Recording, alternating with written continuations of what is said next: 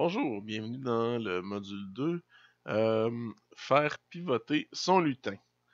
Donc, je suis allé me chercher un lutin ici qui s'appelle Beetle. On va aller changer ça tout de suite, j'aime pas ça. Donc, on va l'appeler Bibit. Tiens. Après ça, faire pivoter. Euh, on peut le faire pivoter directement par ici, mais ça fait pas très programmation. On peut le faire pivoter ici.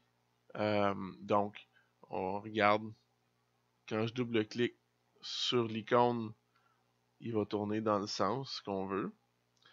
On peut le faire tourner ici comme ça. Donc là, si je le fais bouger, là, lui, je pourrais le faire s'orienter à 90 degrés, mais je peux choisir l'angle que je veux ici.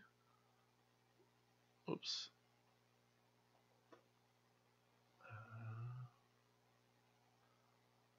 Ah, mon unlock était désactivé. Voilà. Puis là, ben, dans ce moment-là, il va s'orienter au degré que j'ai choisi. Donc, c'est toutes des manières qu'on peut faire ça. Euh, Par contre, c'est rare qu'on va. On fait jamais ça, là, mettre ça dans le vide puis cliquer dessus. C'est pas mal. Ça sert à rien. Donc, qu'est-ce qu'on fait?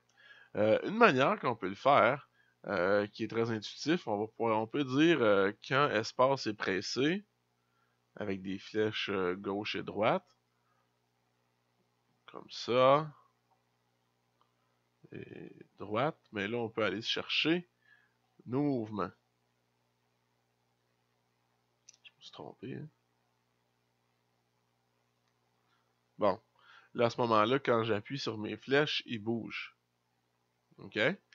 Ce que j'aime pas de cette technique-là, c'est qu'il y a toujours un petit délai avant qu'ils se mettent à tourner. Par contre, si je fais un programme ici comme ça, puis je dis quand le programme commence, après ça, ce que je vais faire, je vais mettre une boucle infinie. Après ça, je vais dire si j'ai rien là, mais je peux aller chercher ça ici comme ça. Si flèche à droite est pressée, tourner à droite.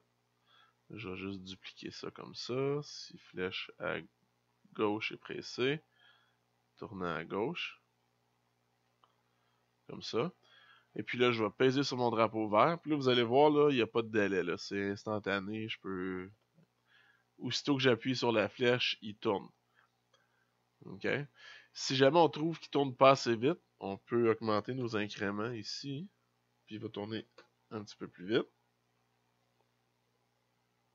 OK, là, on voit qu'il va vraiment plus vite. Puis si on veut qu'il soit pas mal plus doux que ça, ben là, on va aller à 1 degré. Là, on va voir la différence. Là.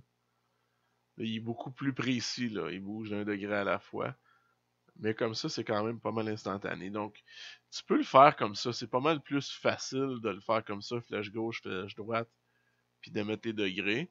Mais si jamais tu as une application que tu veux que ton mouvement soit plus direct, mais là, on peut aller avec la boucle comme ça.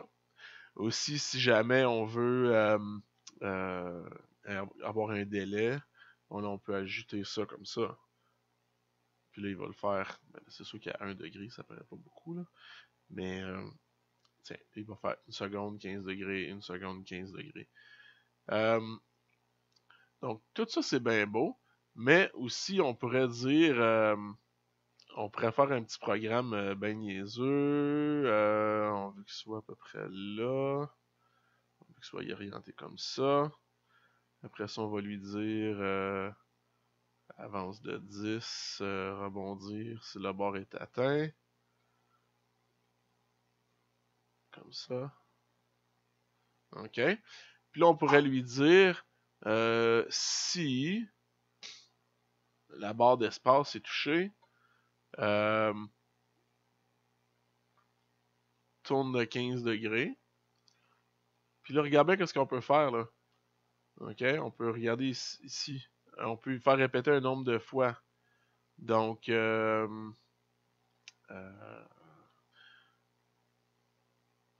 360 divisé par 15, ça donne 24. Tiens, 24 fois. Tu vois, si je clique ici, tu vois, il n'y a rien qui se passe. Pourquoi? Parce que ça va trop vite. Fait qu'ici, si on y dit point 1, puis là, je clique 2 fois dessus. Ok, je vais juste arrêter ça. Répéter 24 fois, tourner de 15 degrés. Pourquoi ça marche pas? Ah, peut-être que je pèse l'espace, hein? Ah, bon, là, ça marche. Mon attente est trop longue. Si tu vois point 1, c'est pas assez vite. On va y mettre à point 0,1. Tiens, là, c'est mieux. Mais si je l'enlève, ok, c'est quand même pas si pire.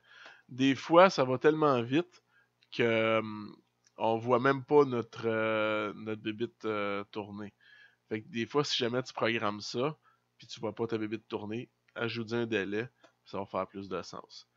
Donc là, si tu crées un jeu, ben là, tu es capable de dire, OK, ben là, mon bonhomme se promène, et puis je suis capable d'avoir une action préprogrammée juste en touchant la barre espace. Donc, c'est les manières de faire pivoter ton lutin.